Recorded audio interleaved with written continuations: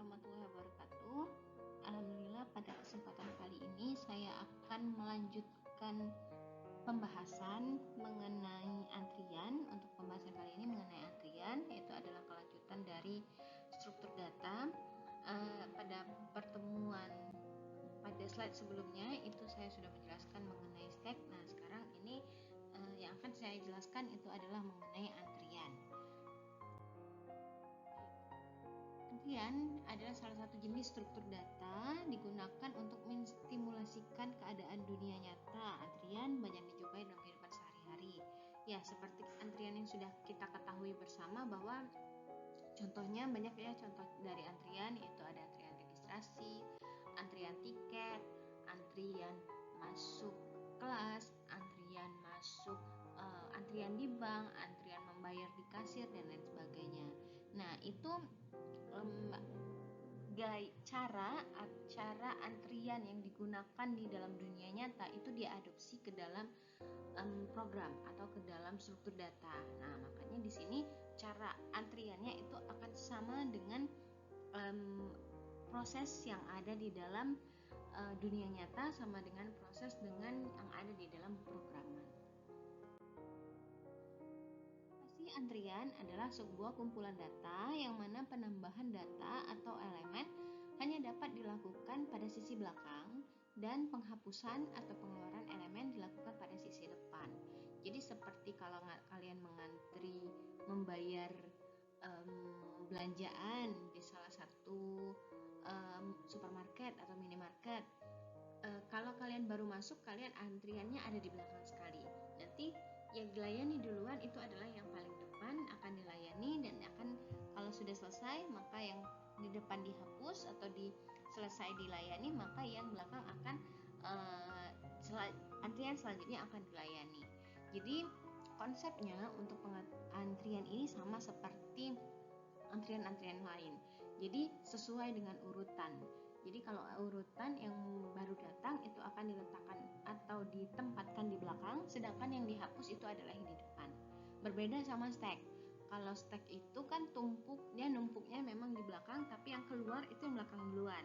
Nah, sedangkan kalau antrian, prinsip dari antrian ini menggunakan adalah FIFO, first in, first out. Jadi siapa yang datang duluan, dia yang akan duluan dilayani. Beda sama stack kemarin. Nah, dengan kata lain, urutan keluar elemen akan sama dengan urutan masuk. Jadi siapa yang masuk, misalnya dia datang nomor 1, maka ya dia akan selesai nomor 1 atau akan dilayani nomor 1.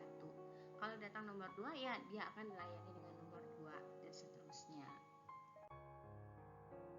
Dalam antrian tidak semua dilakukan secara FIFO murni. Contohnya ada time sharing pada komputer sistem yang menggunakan sistem tersebut secara serempak.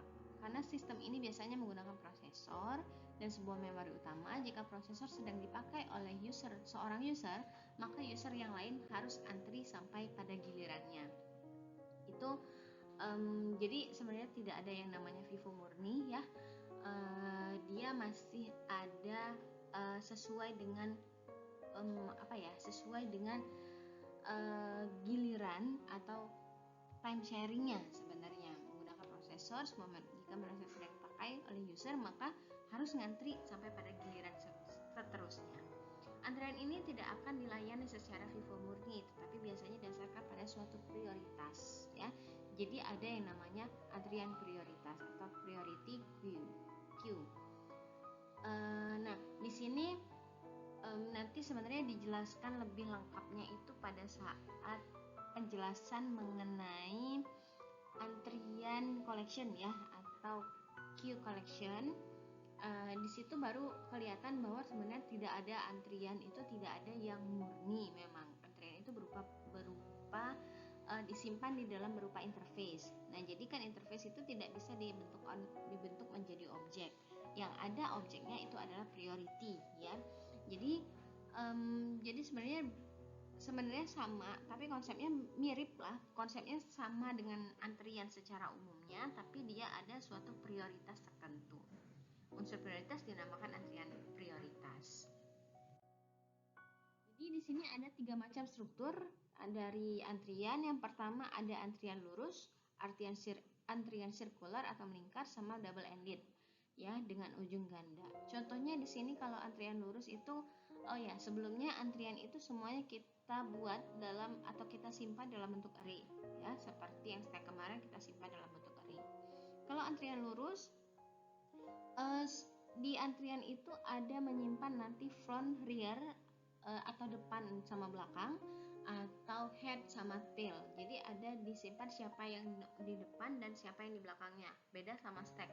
Kalau stack kita hanya menyimpan top, ya, paling atas. Tapi kalau antrian kita menyimpan front atau head atau depan, dan tail atau rear atau belakang. Nah, kalau misalnya antrian lurus, ini ada front, ada rear. Kalau dia sudah mencapai pada maksimum, begitu, selesai.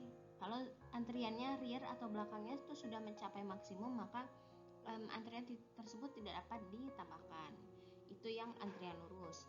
Kemudian ada sirkular. Kalau sirkular itu kalau misalnya rear ini sudah mencapai di belakang, maka dia misalnya sudah mencapai 9, maka dia akan bisa, ya, kalau di depannya kosong maka dia akan bisa nyambung ke depannya lagi, yang seperti ini, ya. Jadi rearnya itu bisa indeksnya lebih kecil daripada front. Sedangkan kalau antrian lurus itu front itu pasti indeksnya lebih kecil daripada rear, atau yang depan pasti lebih kecil daripada yang belakang. Sedangkan kalau antrian melingkar, belakangnya itu bisa lebih kecil daripada frontnya. Kemudian double ended, dia ujung ganda. Dia bukannya front sama rear, tapi dia left sama right. Sama lebih mirip-mirip kayak list lah. List itu bisa ditambah di depan atau di belakang, begitu ya. Nah, kalau di dalam double ended juga seperti itu. Ada left, ada right. Jadi bisa nambah ke kanan atau bisa nambah ke kiri. Jadi yang akan kita pelajari di sini adalah tentang antrian lurus, ya. Jadi antriannya kalau sudah mencapai maksimum, dia sudah full, dan juga frontnya selalu lebih kecil dibandingkan rearnya, atau depannya atau headnya, indeksnya selalu lebih kecil daripada yang belakang. Jadi yang belakang itu selalu lebih besar. Jadi tidak memungkinkan kalau frontnya atau headnya itu ada di 8, kemudian rearnya itu ada di 2, tidak mungkin kan? Karena kalau yang seperti itu, itu masuknya dalam antrian melingkar. Jadi yang kita bahas di sini adalah mengenai antrian lurus. Oke, di sini contoh implementasi antrian menggunakan array. Jadi kita, seperti yang saya bilang tadi, kita menggunakan mendeklarasi atau mengilustrasikannya dengan menggunakan array, yang mana kalau masuk dia masuknya di belakang, sedangkan yang keluarnya itu yang di depan. Nah, misalnya sini sudah ada antrian, A itu menjadi depan atau head, ya, atau front tadi, sedangkan yang belakangnya itu adalah C, belakang menjadi front rear atau belakang atau tailnya. Kalau misalkan ditambahkan 2 elemen baru D sama E, maka D sama E ditambahkan, ya, masuknya di belakang, D masuk gitu, setelah C D masuk, kemudian E masuk, dan berpindah di sini. Belakangnya tadi di C di belakang sini, maka D sekarangnya belakangnya menjadi E. Misalnya kalau dihapus, maka yang A yang akan dihapus, bukan yang bagian E, ya, seperti antrian kita biasa. Kalau mau nambah F, berarti F-nya di belakang E, kemudian kalau mau dihapus berarti B-nya yang akan keluar. Jadi ini deklarasi antrian menggunakan array. Jadi kita punya yang namanya, karena kita array kita statis, ya, dan juga ada linear, array yang linear atau ada ujungnya. Jadi di sini kita harus menyimpannya dalam maksimum elemennya berapa. Kemudian antriannya kita simpan dalam array, ya. Arraynya nanti mau tipe datanya apakah integer, karakter, atau apapun, atau objek lain juga bebas, tapi disimpannya dalam array. Ini harusnya mulai dari indeks ke 0, ya, sampai maksimum elemen minus 1, seperti array biasa. Kemudian disimpan juga data untuk depan sama belakangnya, atau head sama tailnya disimpan. Jadi ada ini, ya, ada 4 data yang disimpan untuk struktur dari antrian. Jadi ada maksimum elemen, ada array dari antriannya, kemudian ada depan sama belakang. siapa indeks keberapa yang depan dan indeks berapa yang belakang. Nah, ini kondisi awal suatu array. Kondisi awalnya misalnya antrian keys kita buat 6 gitu, berarti mulai dari indeks 0 ya sampai ke 5. Dan ini kondisi depan sama belakangnya itu kita buat -1. Kenapa -1? Sama seperti step kemarin kan, kalau misalnya kita buat 0 berarti karena array kita mulai dari indeks 0, maka berarti kalau 0 sudah ada isi. Jadi kita buat indeks awal untuk depan sama belakang atau head sama tailnya itu -1. Antrian penuh jika belakang sama dengan maksimum elemen, ya, maksimum elemen -1 harusnya, karena kita sesuai dengan indeks. Itu kalau penuh. Kalau kosong dia depan sama belakangnya kita buat state menjadi -1. Nah, ada beberapa operasi dari antrian, ada is full, is empty, add queue, delete queue, sama print, ya, atau enqueue, dequeue gitu. Kalau is full melihat kalau dia penuh, is empty kalau kosong, add nambah, delete menghapus, dan print mencetak, ya. Rata-rata sih ya standar-standar sama mirip kayak stack kemarin operasinya, tapi isi di dalamnya aja yang berbeda atau prosesnya saja yang berbeda. Nah, ini ada beberapa cara untuk melakukan operasi di dalam antrian itu. Ada 2 cara. Cara yang pertama, ini contoh dari cara yang pertama, operasi penambahan elemen ke dalam antrian. Misalkan elemen yang kosong atau data kosongnya antrian queue, dia seperti ini, mulai dari depannya -1, belakang -1, dia masih kosong, ya. Kemudian ketika ditambahkan satu elemen baru, misalkan elemen A yang ditambahkan ke dalam antrian, maka A itu akan masuk ke dalam indeks ke 0 di sini. Ya, indeks masuk ke dalam indeks ke 0. Kemudian depannya tadinya -1 sekarang menjadi 0 karena A ini mewakili elemen pertama. Depannya menjadi 0 dan belakangnya menjadi 0. Gitu. Kemudian misalnya mau ditambahkan lagi satu elemen baru B, maka B akan masuk menjadi indeks disimpan dalam indeks ke-1. Depannya tetap 0 ya, depannya 0 di sini, indeks 0, sedangkan belakangnya menjadi indeks 1. Gitu. Nah, misalnya kita tambahkan lagi B sudah, C, D, E begitu ya. C, D, E, maka C, D, E, F misalnya sampai F begitu. Depannya tetap 0 ya, 0 karena belum dihapuskan, depannya 0, kemudian belakangnya adalah 5, indeks ke 5. Ini adalah kondisi terakhirnya. Nah, sekarang bagaimana kalau dihapus? Operasi penghapusan dari elemen cara pertama. Kondisi awal di sini adalah misalnya ini depannya adalah 0 ya, belakangnya indeks kedua. Belakangnya indeks kedua. Nah, kita mau hapus. Hapusnya kan tadi di depan kan, indeks ke-0 yang dihapus. Ketika indeks ke-0 dihapus, berarti nilai A ini terhapus, maka headnya, depannya itu bukan lagi 0, menjadi 1. Kemudian belakangnya tetap 2. Gitu. Kemudian kalau misalnya kita hapus lagi, berarti B-nya yang terhapus kan, maka depannya adalah 2, belakangnya adalah 2, indeks 2. Kalau kita hapus lagi ya berarti habis. Nih ya, jadi depannya akan berubah sesuai dengan penghapusan ya. Jadi depannya itu kalau dihapus ya depannya nambah 1 gitu, kalau ditambah ya belakangnya yang nambah 1. Tapi kalau misalnya kalau yang nambah belakangnya nambah 1, kalau menghapus secara 1 ya depannya nambah 1 ya, nambah 1, depannya naik kan jadi 1, pindah ke indeks seterusnya. Nah, jadi ini sebenarnya ada kelemahan cara 1 ini adalah kalau elemen baru tidak bisa ditambahkan karena nilai belakang sama dengan maksimum walaupun masih ada tempat atau alokasi kosong. Jadi misalnya antrian itu sudah penuh sampai indeks ke-6 misalnya, atau indeks ke-5 tadi kan, maksimum kita 6, berarti indeksnya sampai indeks ke-5. Kalau dia di full semua diisi, kemudian dihapus, maka dihapusnya kan dari indeks 0 dihapus, indeks 1, indeks 2, indeks 3, indeks 4, indeks 5, begitu dihapus. Nah, ketika maksimum sudah sama, belakangnya sama dengan maksimum elemen sudah terhapus semua, maka tidak bisa ditambahkan lagi. Walaupun sebenarnya yang di depan itu masih kosong, walaupun yang sebenarnya di indeks ke 0 itu kosong, tapi karena dia tidak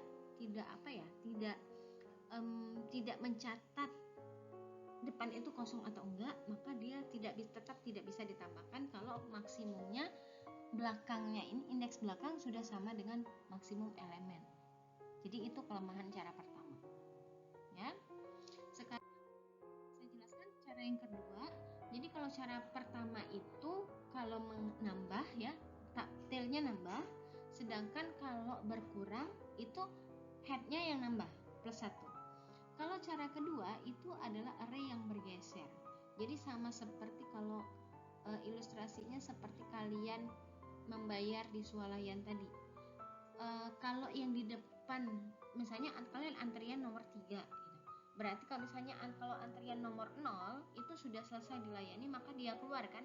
Maka antrian kalian, antrian yang di belakangnya itu akan maju satu langkah ke depan gitu. Kalian yang tadinya nomor 3 atau indeks ketiga, kalian akan maju menjadi indeks kedua. Begitu. Nah, ini cara yang kedua itu sama diilustrasikan seperti itu. Mirip seperti yang antrian di swalayan, antrian dimanapun. Nah, itu mirip seperti itu. Nah, jadi kita tidak mencatat headnya, karena headnya selalu 0 atau depannya itu selalu yang indeks ke 0. Kita hanya mencatat belakangnya saja. Belakangnya misalnya -1. Jadi kondisi awalnya bahwa kalau kosong seperti ini, maka hanya belakangnya yang dicatat itu adalah -1 atau tailnya di belakang -1. Jadi kalau mau menambah, belakangnya yang +1 ya, belakangnya nanti +1. Oke.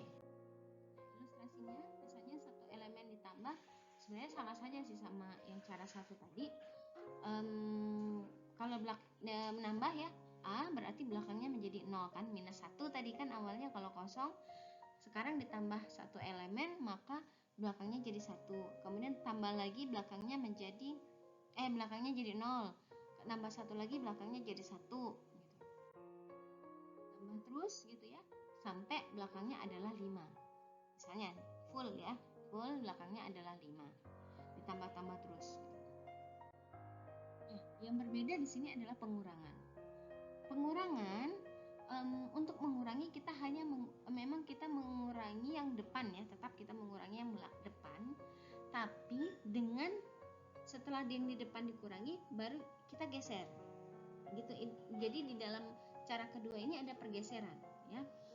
Jadi misalnya contohnya kondisi awalnya seperti ini, depannya 0, belakangnya adalah 2, indeks kedua. Cara pengurangan itu tampung nilai array 0 ya, A ini ditampung dulu, kemudian lakukan pergeseran data ke array depan. Maka B itu akan pindah ke 0, C itu akan pindah ke 1. Kemudian belakangnya tadinya 2, berarti -1 kan, dikurangi 1, maka belakangnya menjadi 1. Ini lihat dulu kondisi awalnya seperti ini ya. Sekarang menjadi seperti ini. Tadinya kan A itu mau kita hapus ya, A itu ada di depan kan 0, maka A itu kita tampung misalnya yang akan dihapus. Kemudian setelah ditampung, maka kita pindahkan B tadi ada di indeks ke 1, maka B akan kita pindahkan ke indeks ke 0. Kemudian C juga kita pindahkan ke indeks ke 0, ke 1 ya, seperti ini menjadi. Nah, belakangnya tadinya 2, kita kurangi 1 menjadi 1. Jadi depannya tetap 0, belakangnya yang berkurang 1. Agak berbeda ya sama yang cara satu tadi. Kalau cara satu tadi depannya nambah, kalau ini belakangnya berkurang tapi bergeser. Jadi kondisi kalau kosong adalah belakang -1, kalau penuh belakang sama dengan maksimum elemen -1. Kelemahan cara kedua ini adalah kalau untuk data yang banyak, maka harus terjadi proses pergeseran. Untuk jumlah elemen yang besar akan memerlukan waktu yang lama. Jadi misalnya kalau ada 1000 elemen, maka terjadi pergeserannya 999 kali pergeseran. Tapi tetap ya, nanti kita akan menggunakan cara yang kedua ini, karena cara yang kedua ini lebih familiar di dalam kehidupan kita dibandingkan dengan cara pertama. Jadi kalau misalnya cara kedua memang kalau udah full ya udah full, tapi kalau misalnya dia ada tempat masih ada kosong satu karena antriannya sudah digeser maju, maka dia di belakang masih tetap bisa diisi kembali begitu. Jadi untuk antrian statis kita akan menggunakan cara yang kedua ini, walaupun dia memang memakan waktu yang lama. Oke, mungkin segitu aja penjelasan dari saya mengenai antrian atau queue. Silakan kalau ada pertanyaan boleh ditanyakan di kolom chat di YouTube-nya, atau mau langsung ditanyakan pada saat perkuliahan juga dipersilakan. Terima kasih atas perhatiannya. Saya ucapkan wassalamualaikum warahmatullahi wabarakatuh.